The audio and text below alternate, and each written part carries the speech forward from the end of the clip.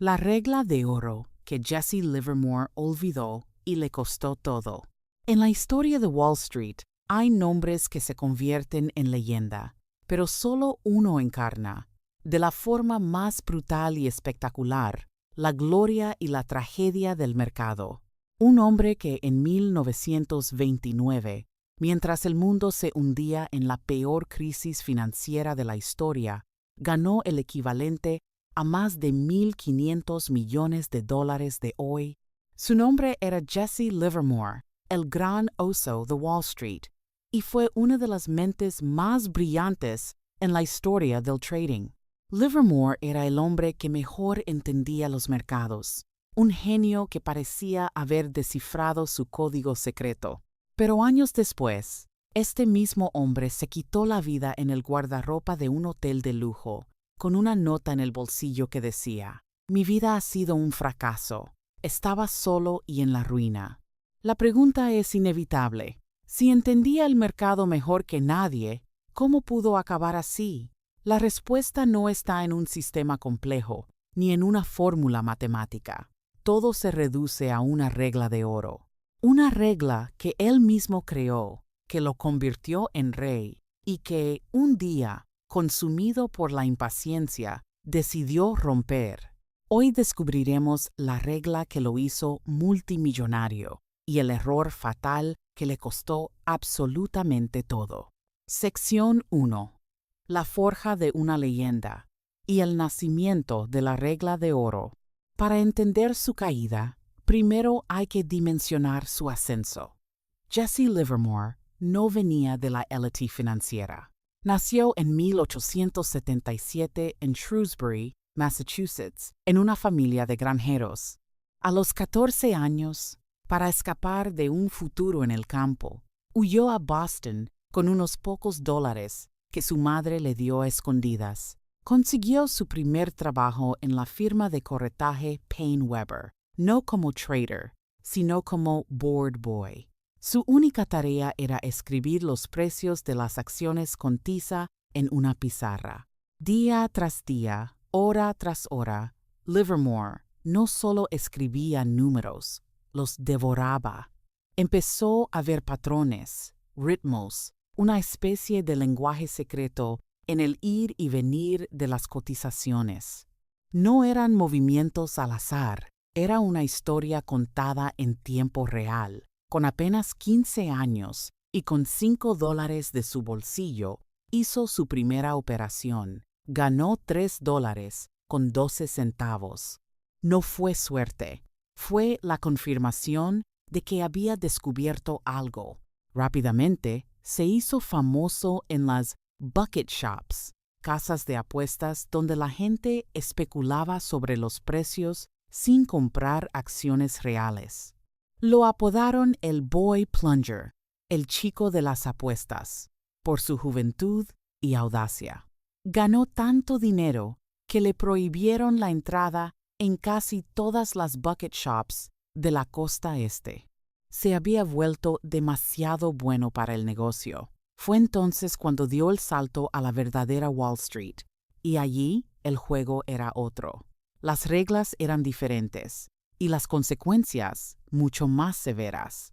Livermore sufrió su primera gran pérdida y quedó en bancarrota, pero fue en ese fracaso donde empezó a forjar su verdadera genialidad. Comprendió que no bastaba con predecir la dirección del precio, había que entender el comportamiento del mercado. Durante estos años, Livermore observó un patrón, no en las acciones, sino en los traders.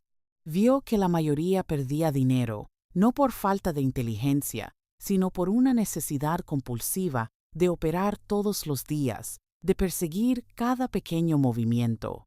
Se desangraban con una multitud de operaciones sin sentido, movidos por la ansiedad o el miedo a quedarse fuera. Y de esa observación nació su regla de oro, tan simple de decir como difícil de aplicar. No se puede ganar dinero consistentemente operando todos los días o todas las semanas. Las oportunidades realmente grandes, las que construyen fortunas, son escasas y exigen una paciencia monumental. Livermore lo resumió en una de sus frases más célebres: hay tiempo para ir largo, tiempo para ir corto y tiempo para irse de pesca. Irse de pesca era su metáfora para la inacción deliberada. Significaba alejarse del ruido y esperar con la disciplina de un francotirador a que el mercado presentara una oportunidad tan clara que las probabilidades estuvieran abrumadoramente a su favor. Significaba no arriesgar capital en mercados confusos solo por la necesidad de hacer algo. La aplicación estricta de esta regla lo preparó para el Grand Crash de 1929, mientras el mundo vivía una fiesta de euforia y crédito fácil. Livermore, fiel a su regla, esperaba. Vio las señales de un mercado sobrecalentado y una euforia irracional. Vio cómo las acciones líderes dejaban de hacer nuevos máximos. El mercado le susurraba que el final estaba cerca. Cuando la estructura del mercado finalmente se rompió, actuó con convicción absoluta, apostando masivamente a que todo colapsaría. Mientras el pánico barría la nación y las fortunas se evaporaban, Jesse Livermore realizó la operación de su vida. Al terminar el crash, había ganado cerca de $100 millones, el equivalente a más de 1.500 millones actuales. Se convirtió en una leyenda. El hombre que domó al oso más salvaje de la historia parecía invencible. Pero, ¿cómo es posible que el hombre que demostró una paciencia sobrehumana terminara siendo víctima de la impaciencia? Sección 2. El punto de inflexión y la traición a la regla de oro. Después del triunfo de 1929, Livermore era una celebridad. Vivía un estilo de vida extravagante, con mansiones y yates de lujo. Era el rey indiscutible de Wall Street. Y justo ahí, en la cima, se plantaron las semillas de su destrucción. La arrogancia empezó a susurrarle al oído. Él era Jesse Livermore, no un trader cualquiera. El mercado de principios de los años 30 había cambiado. La volatilidad extrema del crash dio paso a mercados más lentos, sin las tendencias claras en las que Livermore había construido su fortuna. El mercado, por así decirlo, se había ido de pesca, y según su propia regla de oro, él también debería haberlo hecho. Pero no lo hizo. El hombre que predicaba la paciencia ahora la encontraba insoportable. El silencio del mercado se sentía como un fracaso personal. La necesidad de estar en el juego y de demostrar que seguía siendo el rey se volvió una compulsión, y así empezó a hacer exactamente lo que siempre criticó: operar por operar. Traicionó su regla de oro. En lugar de esperar la oportunidad perfecta, comenzó a forzar operaciones en un mercado sin dirección, buscando pequeñas ganancias donde no las había. Se decía a sí mismo que necesitaba sentir el pulso del mercado, pero en realidad estaba cometiendo el pecado capital del overtrading, la operación excesiva. Estas operaciones eran impulsivas, basadas en el aburrimiento o la esperanza. Pequeñas ganancias, pequeñas pérdidas, pero ningún progreso real. Peor aún, cada pérdida era una herida para su ego y un lento drenaje de su capital. Estaba librando una guerra de desgaste contra el mercado, una guerra que ningún trader puede ganar. A medida que la presión crecía, la desesperación lo llevó a romper sus otras reglas sagradas. Primero, la regla de nunca promediar a la baja, que es comprar más de una acción mientras su precio cae.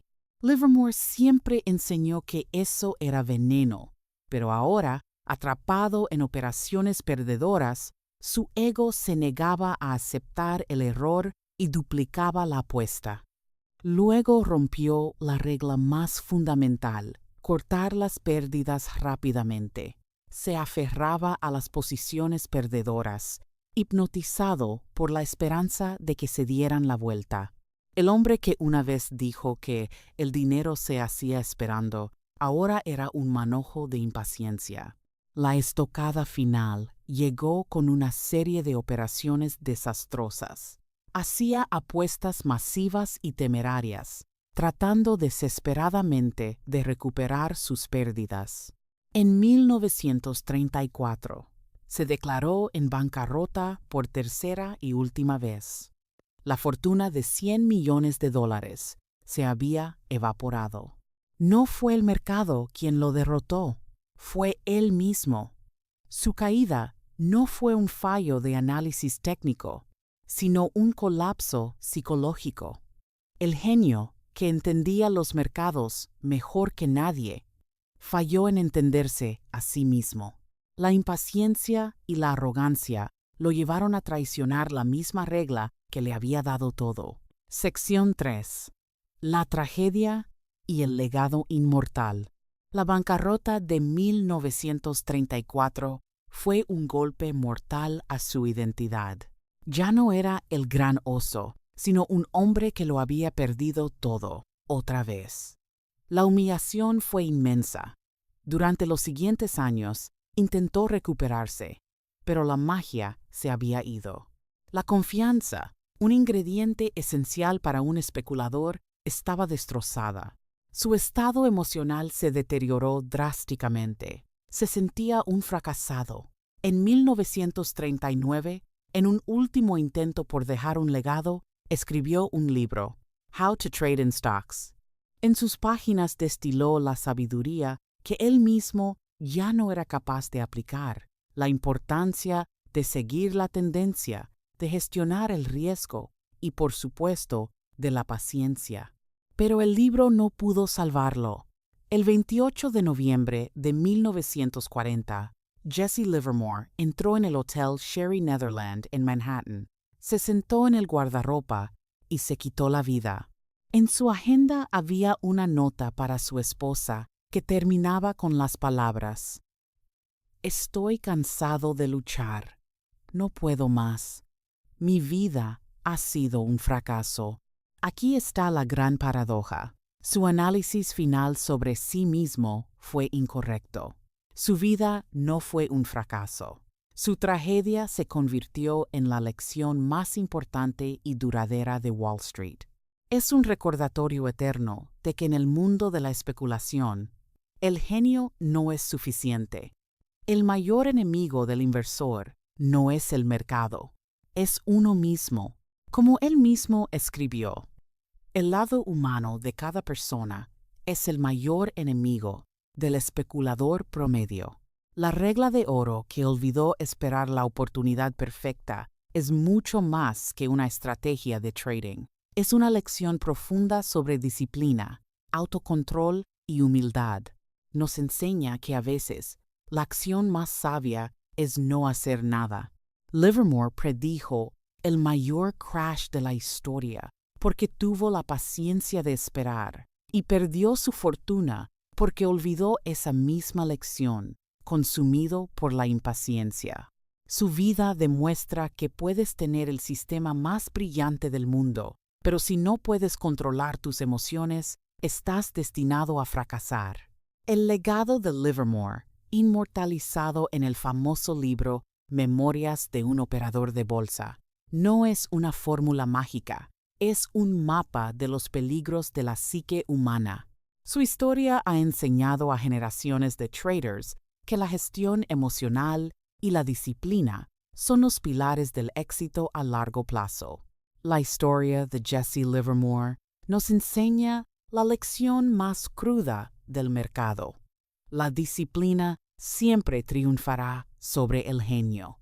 Rompió su propia regla de oro no por ignorancia, sino por impaciencia, demostrando que saber qué hacer y tener la disciplina para hacerlo son dos cosas muy diferentes.